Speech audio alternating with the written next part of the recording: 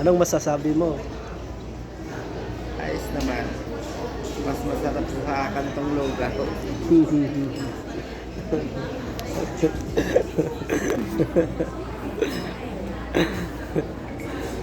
Anong oras ka pa mapupunta dito? Alas 4. Tapos lugaw na. Alas 4. Lugaw kape. Busog na sa lugaw at kape. May tinapay pa. Naka-6 na piraso na. Pero sold mo na. Sold naman. Hindi na katulad dati, no? Oo. Ngayon, may matambayan na. Hindi kasi doon sa Naiya sa Terminal 1, Oh, ako hindi nakatambay ng ganito doon. walang... Lahat ay nasa labas lang ako. Kahit noong 2019, malari. Parang bago na yata to. Lamig, no? Enjoy your life lang. Basta. Malamig eh. Huwag kang mag-alala kay pagdating mo doon, mainit yung pupuntahan mo. Malamig pa ngayon daw doon. Sobrang lamig daw. Ay, ano ba yun? First week ng February, malamig pa yan. Pagdating ng mga katapusan. March, mag-umpisa na. Pag umulan na yan, alam na. Ayun ang dyan eh, ang sinyalis na babaha ng tubig. Diyan mo na makita yung Ang iyong desierto katawan. na napuno ng tubig, no? Ang iyong katawan, pati medyas, basa ng pawis. Pero bakit binabalik-balikan? Oo, kasi kahit naman gano'n, kita mo, nakakaputi, nakakataba. Kasi ang doon, hindi katulad dito sa atin na polusyon. Doon hindi. Kita Ito, mo doon. yun lang yung desierto na nakakaputi, no? Kita mo dito, bumiyahe ka ng Manila. Umuwi ako ng Quezon pag nakasakay pa ako ng bus noon. Kuskusin mo yung mo ng tissue, ang dumi. Sa Saudi mo gawin yun, hindi madumi yung iyong mukha noon. Pero na lang, sunscreen ang iyong makaharap doon. Dito, itim eh. Kasi pollution.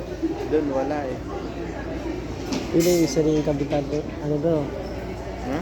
Yun yung ng Saudi. Kahit anong painit mo, hindi nakakasira ng mukha. Hindi kasi, hindi ka rin naman makatagal doon na walang face cover. Pagkarigin nasa bed, nasa gas plant. Hindi nga matagal na walang face cover pagkatag-init ka. Talaga. Grabe sakit din sa mukha.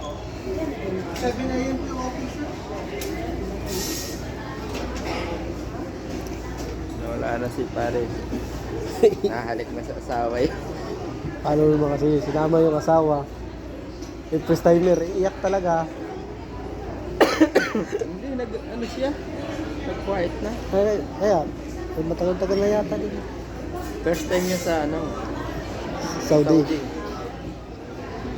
Noong nag-Saudi nga ako, 2010. Ang baba ng real. 11 lang ang palitan noon. Umabot pa nga ng 10.40. Nagbaba din yun, yung 2020. Nagbaba din yun. Umabot din ng 11 yun. Ay yun na. Kasi sarang yung papa nun, kakapasok ko lang. Kakapasok ko lang nun. Pagpadala, wala.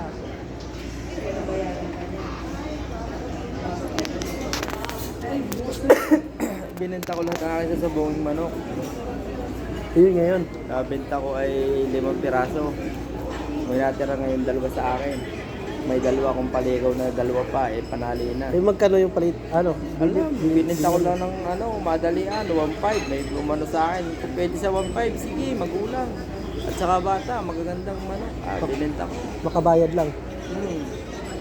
Basta bayad, sabi ko. Nandito pa yung picture nila. Wala.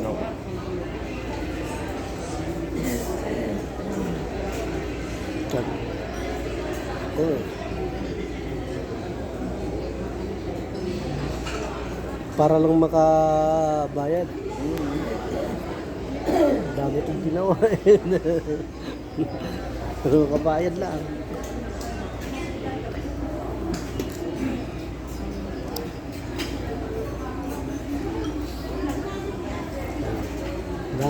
Dami talaga ito eh.